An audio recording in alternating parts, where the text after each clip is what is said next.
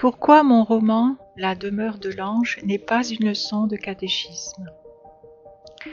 Il m'arrive parfois d'hésiter avant de dire tout simplement que je suis catholique. Non par honte, mais par prudence.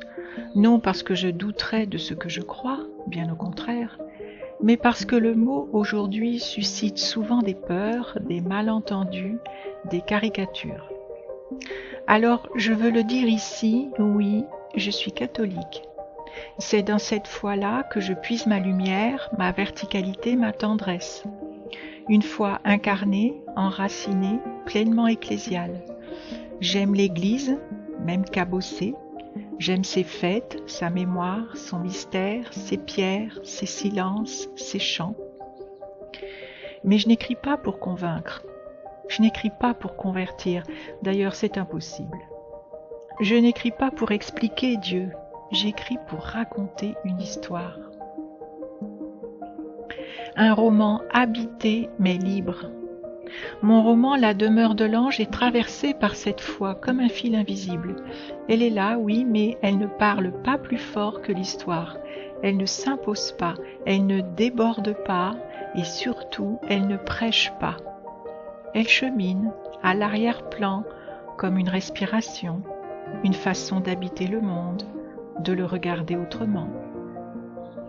Le cœur du livre, c'est une chapelle oubliée, effacée par le temps, au bord d'un champ dans l'indifférence générale. Et une femme, Christie, qui décide de la restaurer, malgré tout.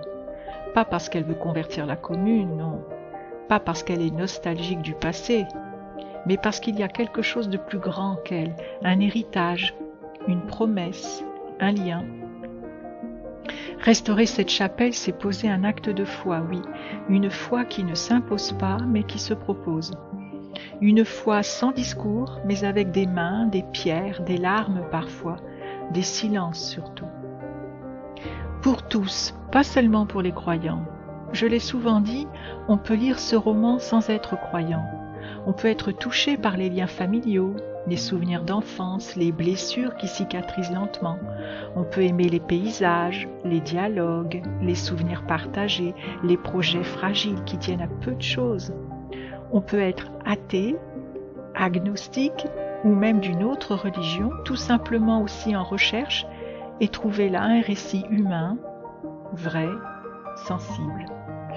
Mais il serait injuste et même hypocrite de ma part de gommer ce qui m'habite, moi, en tant qu'autrice. Je ne suis pas neutre, je suis croyante. Et cette foi, même si elle ne donne pas la leçon, elle colore mon roman. Une foi sans flou et sans spiritualité vague. Je le dis avec autant de douceur que de clarté, je ne pratique pas une spiritualité ouverte, une spiritualité énergétique ou ésotérique. Mon roman n'est pas un prétexte pour parler d'anges, d'anges flous, de réincarnation, de pouvoirs cachés ou de lumière intérieure détachée de l'histoire. Je ne parle pas de communication avec les morts, je ne crois pas à tout cela. Je crois en un Dieu vivant, incarné dans l'Église.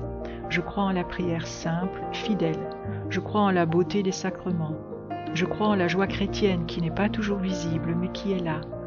En fait, je crois sans confusion. Je ne m'ouvre pas à toutes les spiritualités en vogue, même si je respecte infiniment le parcours de chacun. Et même si je ne suis pas toujours fidèle non plus à cette foi qui m'habite. Je ne suis que moi.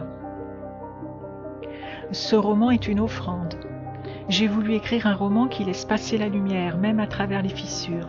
Un roman où Dieu n'est pas absent, mais pas bruyant non plus. Il est là, comme un murmure entre deux scènes, comme un écho dans la mémoire, comme un battement d'ailes au bord du visible. Il n'y a pas de catéchisme, non, pas de prêtre, pas de religieuse, pas de sermon. Dans ce roman, il y a juste une femme qui prie, il y a des pierres qui pleurent et il y a une chapelle qui espère. Et c'est tout. Merci de lire ce roman, d'où que vous veniez, qui que vous soyez, même si vous ne partagez pas ma foi. Ce n'est pas un texte à message, c'est une histoire, et peut-être, qui sait, elle vous parlera autrement. Elle ne cherchera pas à vous faire croire, elle cherche à rejoindre votre humanité, à sa manière, dans cette part intérieure que chacun porte. Bonne lecture.